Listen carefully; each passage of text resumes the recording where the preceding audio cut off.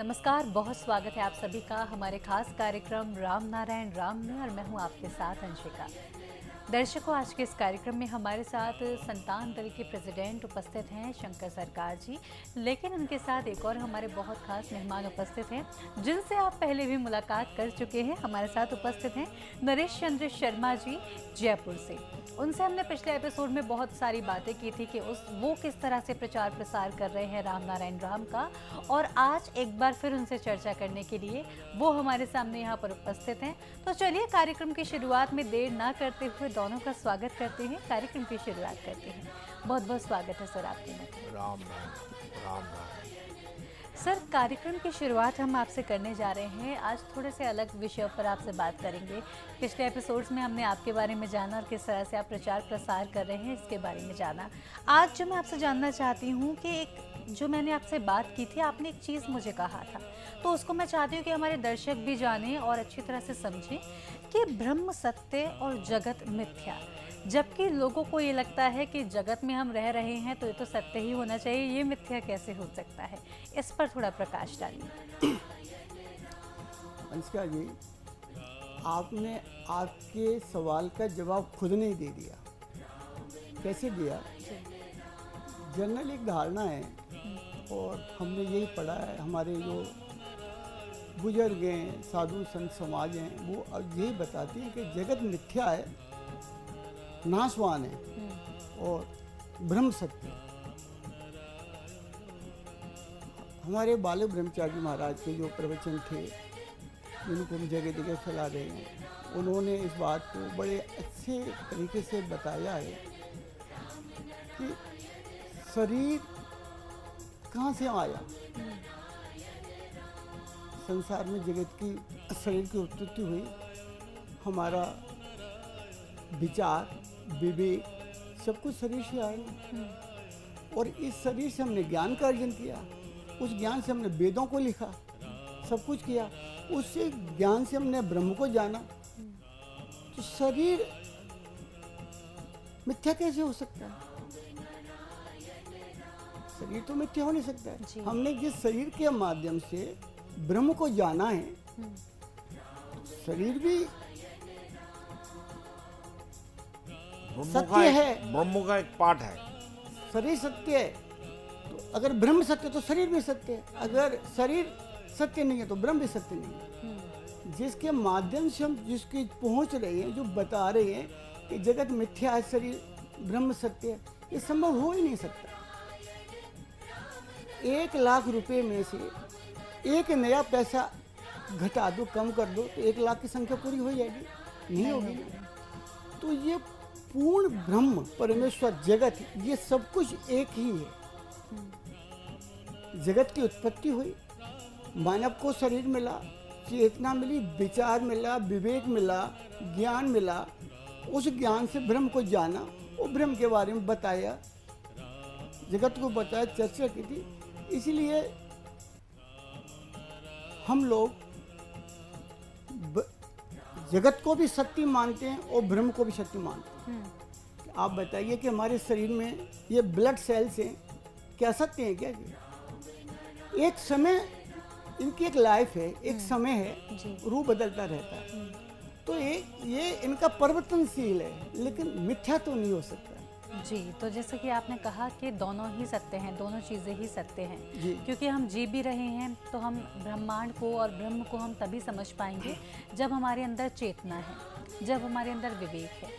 और विवेक, जैसे का हमारे प्रेसिडेंट हमेशा ही कहते हैं कि हमें विवेक की सुनना चाहिए, और विवेक की अगर हम जब सुनते हैं तो हमें पता चलता है कि सच में अगर हम देखे जाएं तो वाकई में कुछ और सत्य तो नहीं है। शरीर तो एक ना एक दिन चला ही जाना है और हमारी जो आत्मा है वो सत्य है, हमें ऐसा प्रतीत होता है। तो जब हम बात कर रहे हैं आपसे ब्रह्म और जगत के बारे में, तो जब आप प्रचार प्रसार करते हैं तो लोगों से मिलते होंगे, अब इस तरह के लोग आपको बहुत मिलते होंगे, तो उनको आप किस तरह से समझाते हैं, उनको क्या कहते हैं? कोई एक्सपीरियंस हमारे साथ शेयर कीजिए।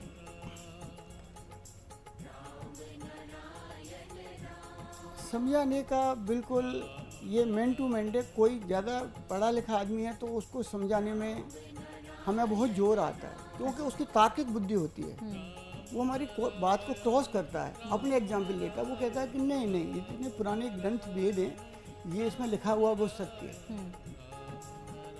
उसको उसके हिसाब से कन्विंस कर समझाने की कोशिश करती हैं। जो आदमी एक मध्यम वर्गीय हैं या इस तरह के हैं, वो बहुत जल्दी बात को पकड़ते हैं, उनमें तार्किक क्षमता इतनी नहीं होती है। वो कहती हैं भाई हमको बताया।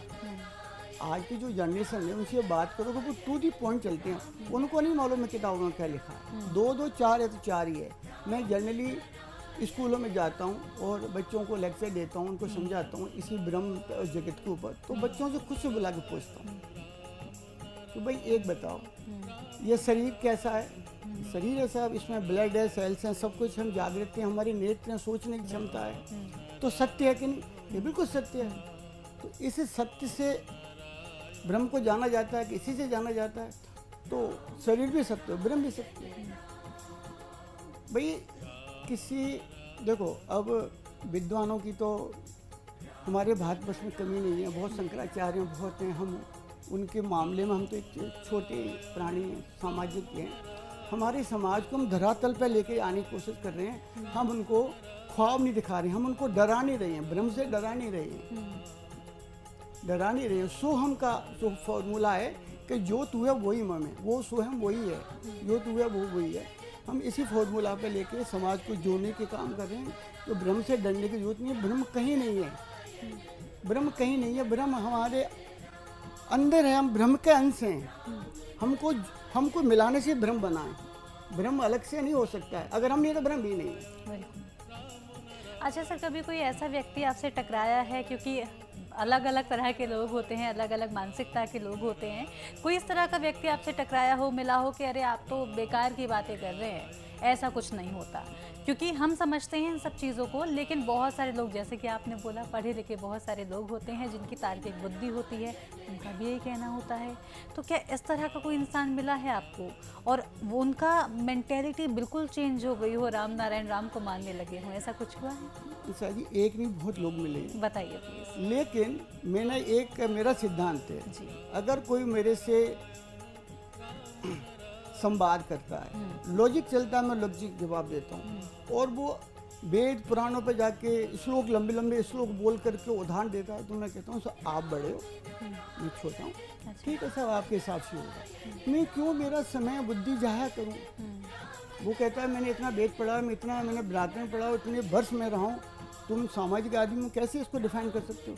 हाँ सब आप सकते हो। देखो तो हमारा सोच है, हमारे तो एक सैद्धांतिक सोच है, हम उस पर चलते। ना तो हमने संस्कृत की इतनी शिक्षा ली, ना गुरुकुल में पढ़े, हम तो बाल ब्रह्मचारी के जो ज्ञान है, पुस्तक हैं, उनके छोटे छोटे अंश हैं, उसको समाज में फैलाने के बारे हैं। पर आप इतना बता दो मेरे को कि जो मैं कह रहा हूँ उसमें गलती क्या है, गलती क्या है? मैंने उनको बुला के पूछा सामने कि आपका नाम क्या है? कि मेरा नाम फला फला नाम है। उसका कान पकड़ा, ये क्या है? ये तो मेरा कान है। तो आपका नाम जो भी नाम है, XYZ, मोहन नाम है, सपोज करो मोहन, तो मोहन कहाँ है भाई? ये क्या, ये कान है, ये नाक है, बाल है, हाथ है, मोहन कहाँ है? बोला मोहन तो पूरा शरीर मिला के मोहन है, तो वही ब्रह्म का हाल है। संपूर्णता जिसके अंदर आ जाती है, पूरा शरीर, आकाश, जो कुछ हमारी सृष्टि करने में पूर्ण ब्रह्म क्यों कहा गया है? ब्रह्म को पूर्ण ब्रह्म कहा जाता है ना, इसीलिए कहा है कि सब कुछ मिला के पूर्ण। इसलिए जो आदमी ऐसे हैं कि क्रिटिसाइज करते हैं, उम्र में बहुत बड़े हैं, गुरु हैं बहुत बड़े, तो हम उनसे ज़्यादा जिद बहस नहीं करते। हमने हमारी तरह से आप आपके तरह, पर आप इतना बता दो कि आपके शरीर में खून है, सार है, सोच रहे, देख रहे हो, सत्य कहाँ? ये सत्य तुम्हारे फिर ब्रह्म भी सत्य है। जगत मिथ्या नहीं हो सकता, जगत परिवर्तनशील हो सकता है, वो परिवर्तनशील है। तो वो बात एक अलग है कि मन में तो समझ जाते हैं कि सही बोल रहा है, लेकिन एक उनका स्वाभिमान, एक उनकी गद्दी है, तो उसको ठेस ना पहुँचे। तो हम भी ये सोच करके इनसे आशीर्वाद लेके जाने में फ़ायदा है। हुआ है सर, ये काफ़ी बार हुआ। बड़ा अच्छा आपने बताया कि इस तरह के लोग भी मिलते हैं, लोग समझते भी हैं, लेकिन हाँ आप भी उनके विवेक का और उनका मान सम्मान का ध्यान रखते हुए उनको ज़्यादा फोर्स नहीं करते, जो कि बहुत अपने आप में बड़ी अच्छी चीज़ है। सर, जैसे कि हमने लास्ट एपिसोड में जब हम आपसे चर्चा कर रहे थे तो आपने काफ़ी सारी चीज़ें हमें बताई थी। आपने ये भी बताया था कि किस तरह से राम नारायण राम का एक पत्थर जैसा लगवा कर आप लोगों के दरवाजे पर और घर पर लगवा रहे थे। तो मैं आपसे ये जानना चाहूँगी कि अब जब, क्योंकि हम काफ़ी समय के बाद फिर से मिल रहे हैं, तो वो काम अब किस तरह से चल रहा है और क्या और भी ज़्यादा लोग आपसे बढ़ चढ़ कर अब काम में इसमें हिस्सा ले रहे हैं या जुड़ रहे हैं या कह रहे हैं कि हम भी आगे चल के ये काम करते हैं? इसका ये जी समय निकाल के आपके चैनल पे आना और बताना, ये मैं अपने आप को परमात्मा का, सृष्टा का एक आदेश मानता हूँ और हमारे प्रेसिडेंट का आशीर्वाद है मेरे लिए, जो को बुला करके कहा गया है। जी अभी तक जो हमारा था घर के गेट पे बीज मंत्र लगाना, अब हमने इसमें कुछ और, वो तो चल ही रहा है। इसके अलावा जो हमारे बड़े ऑफिसर्स, हाई क्लास ऑफिसर हैं, वो घर भी रात को आते हैं गाड़ी में बैठ करके, और गाड़ी सर्वेंट ने गेट खोला, अंदर गए, खाना खाया, सो गए। उनकी बहुत बिजी लाइफ है। अब उनसे कहा जाए कि आप चैंटिंग करो, जप करो, ये करो, दैट इज नॉट पॉसिबल। हाँ, हम भी समझते हैं। जी हमने इसके लिए क्या किया है, ये अभी जो सामने रखा हुआ है, जी ये ब्रास का बना हुआ है। वो सुंदर छवि है इसमें केवल राम नारायण राम लिखा हुआ है और कुछ भी नहीं। जी पीतल का है, देखने में सुंदर है, और उस पर रुद्राक्ष की माला है, जी 27 इंच की माला है, जो पूर्ण अपने आप में संपूर्ण है। जी मैं जयपुर में काफ़ी, ना तो मैं डिपार्टमेंट का नाम ले सकता हूँ, न अफसर का नाम ले सकता हूँ, पर ये जो लोग वो टीवी पर जब देखेंगे मेरे को तो महसूस करेंगे, मैंने उनकी टेबल पर रखा है ये, और उनसे रिक्वेस्ट की है कि आप सा इसको रख लो, आप इसको एक अपना पेपर वेट मान के रख लो। तो वो भी समझते हैं कि नहीं पेपर वेट तो नहीं है, चीज़ अच्छी है, तो वो प्रॉपर शीट पर रखते हैं, या कोई अपने डोवर में साइड पर रखता है। दिन भर जब भी काम करते हैं तो जाने अनजाने में उनका इस पर ध्यान जाता रहता है, तो उनका कंसंट्रेशन बना रहता है, और उनको ये लगता है कि हमने दिन में बहुत कुछ किया, उस सृष्टा का नाम किया, उसको हमने याद किया, आह्वान किया। उनको अलग से याद करने की आवश्यकता नहीं है। वो मंदिर जाएँ, अच्छी बात है, नहीं जाए, जाना वो उनका अपना है, लेकिन उसी बिजी लाइफ में से, उसी कम शेड्यूल में से हमने इसके माध्यम से जुड़ने की कोशिश कर रही है कि इसको अपनी टेबल पर रखेंगे तो दिन में लाख बार देखेंगे, वो लाख बार उनके मुंह से नहीं बोलेंगे तो अपने उनके दिमाग में तो चलेगा ना, कभी राम नारायण को जाते हैं। जब कोई अथॉरिटी डिसीजन लेती है तो एक बार सोचती है, तो इधर की तरफ देख के फिर डिसीजन लेगी, तो वो नेचर से कनेक्ट हो जाएगा। विवेक तो उसमें ऑलरेडी है, पर विवेक को एक संबल मिलेगा नेचर का, क्योंकि वो सृष्टा के सामने रख करके कहते हैं, कोर्ट में गए, गीता बात के कसम खाओ, कसम खाता गया, अब मैं सब बोलूँगा, सत्य बोलूँगा, तो कसम खाने की आवश्यकता नहीं, ऑलरेडी ब्रह्म का नाम लिखा हुआ है सृष्टा का, उसको याद करके डिसीजन ले रहा है, उससे डिसीजन ले रहा है। तो ये हमारी एक पहल है इस तरह की, और मैं समझता हूँ लोगों को अच्छा लगेगा, तो हम तो इसमें अग्रसर हैं। हमारा तो जो जीवन का लक्ष्य है, राम नारायण राम का प्रचार, राजी से किसी भी तरह से आदमी के मुंह से नाम निकल जाना है। तो एक निकलेगा तो कम्युनिकेट करेगा, उसको जो उसका प्रतिफल मिलेगा, जो सोचेगा उसका शब्दों में। राम नाम है क्या? सृष्टा का नाम है राम नारायण। कौन है सृष्टा? पूर्ण ब्रह्म परमेश्वर है। कौन सृष्टा? कहाँ रहते हैं? सृष्टा तो आप और हम सब कुछ सृष्टि मिला के पूर्ण ब्रह्म परमेश्वर, अलग से कुछ भी नहीं है। खानू करिए ना। राम नारायण राम के बारे में मैंने लास्ट एपिसोड में बताया था। राम नारायण राम, राम र सृष्टि को धारामय सृष्टि है, उसको धारा घूमती हुए को रा से लिया गया, माँ महाका से लिया गया, जो कि हमारे पास वो द्रव्य दृष्टि नहीं कि हम पूरे ब्रह्मांड को देख सकें। जब राम को आह्वान किया, हमने पूरे ब्रह्मांड को याद किया, आह्वान किया। फिर आया नारायण, ना, क्योंकि ये बीज मंत्र है, बीज के अंदर तो बस हल्का सा इशारा होता है ना। सृष्टि के अंदर अणु, परमाणु, गैलेक्सीज, जितने भी ब्रह्मांड में जितने जो भी हैं, सबको आह्वान किया। ना रा, वही रा, मतलब ये भी सब घूम रहे हैं। यहाँ इसमें पांचों भूत, पांचों तत्व आ गए, आकाश, पृथ्वी, अग्नि, वायु, है ना। ऐसे भी अननोन ग्रह हैं, एलियंस बिलियंस जो बताता है, साइंस भी नहीं खोज पाया है, कि जिनकी अभी खोज नहीं हो पाई, हमने उनको भी आह्वान कर लिया। और फिर राम नारायण राम को जब हमने याद किया, पूरी सृष्टि के अंदर जाने अननोन जो भी कुछ है, हमने सबको आह्वान किया है, हमने सबको प्रणाम किया है, सभी जीव को, सब जीव को, सब कुछ उसके अंदर आ गया, कुछ बचा नहीं रहा। 33 कोटि शक्तियाँ हैं जो 33 कोटि बताते हैं, सारी शक्तियों को आह्वान किया और बचा क्या। तो ये हमारी एक पहल है, क्योंकि ये कलयुग है। सतयुग में क्या था, 1-1 लाख वर्ष की आयु होती थी। लोग तपस्या करते थे, इतनी तपस्या कि मिट्टी चढ़ जाती शरीर के ऊपर, कीड़े हो जाते थे। उनके पास समय था, शरीर के बल था, सब कुछ था सतयुग में। फिर उसके बाद में क्या आया, त्रेता आया। त्रेता में आयु कुछ कम हुई, लेकिन हवन यज्ञ का प्रावधान था, यज्ञों से हवन से सब कुछ हुआ। फिर द्वापर आया, द्वापर में आयु और कम हुई। द्वापर का सिस्टम एक अलग था। कृष्ण ने जो फैलाया था, प्रेम फैलाया था और अत्याचारी अन्यायियों का सफाया किया था, कम हो गया। अभी चल रहा है कलयुग। कलयुग में समय कितना, एक आदमी की आयु 100 साल नहीं है, 80 साल के मान के चलते हैं। 80 में से क्या बचा, 25 साल तो पढ़ने में गया उसका, उसकी शादी हो गई। 50 साल तक तो वो अपने परिवार में उसको स्टैंड किया।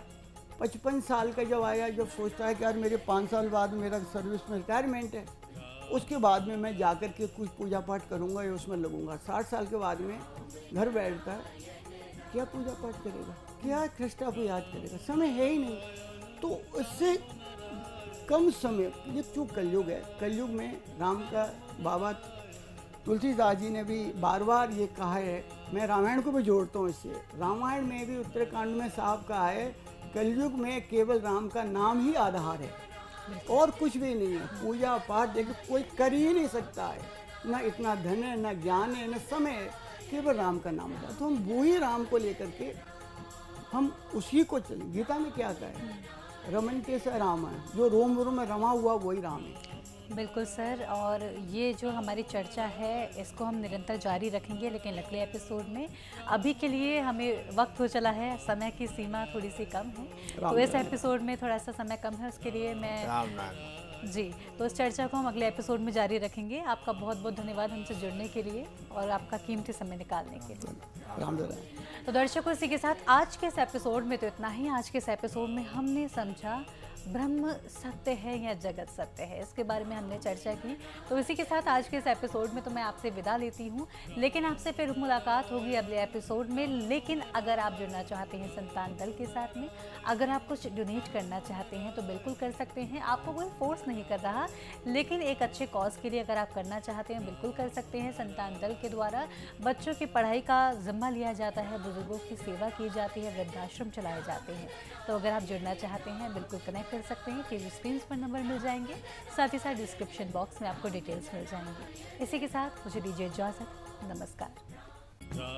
आप देख रहे हैं हमारा खास कार्यक्रम राम नारायण राम शंकर सरकार जी के साथ राम नारायण रामशाह। यह एक महाध्वनि और बीज मंत्र है। यह सभी समस्या का संपूर्ण समाधान है। आप लोग इन्हें अपना के देखिए, मन और दिल में क्या प्राप्त हो रहा है।